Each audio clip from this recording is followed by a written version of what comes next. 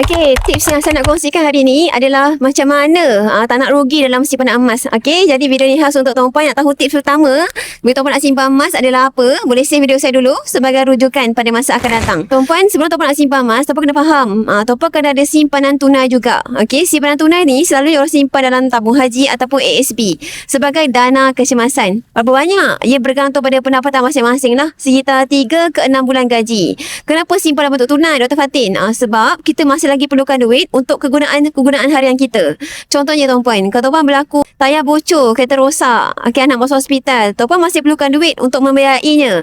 Jadi tuan-puan, emas tak sesuai. Tuan-puan pergi beli emas hari ni, pergi jual bulan depan, pergi jual tahun depan, tak sesuai. Nak untung simpan emas tuan-puan, simpanlah emas untuk jangka masa panjang, minimal 2 tahun.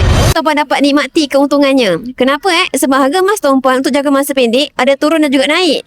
Tapi untuk long term tuan-puan, insya-Allah dia pasti akan naik. Dia punya macam tuan-puan, dia naik, dia turun, dia naik, dia turun, dia naik, turun, dia naik lagi. Inilah graf harga emas tuan-puan.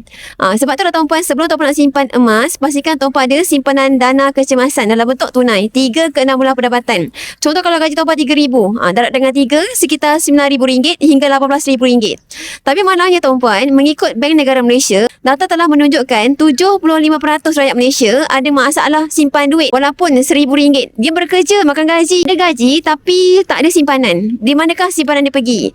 Rupa-rupanya bila kita tengok balik, dia ada masalah urus duit dia.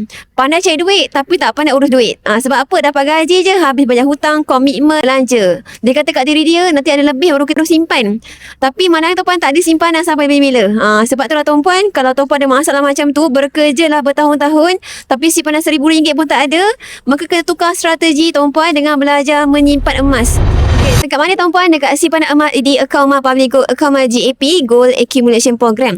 Di mana tuan-puan boleh simpan serendah RM100, kumpul sampai capai gram tuan-puan nak, tuan-puan boleh keluarkan emas fizikal.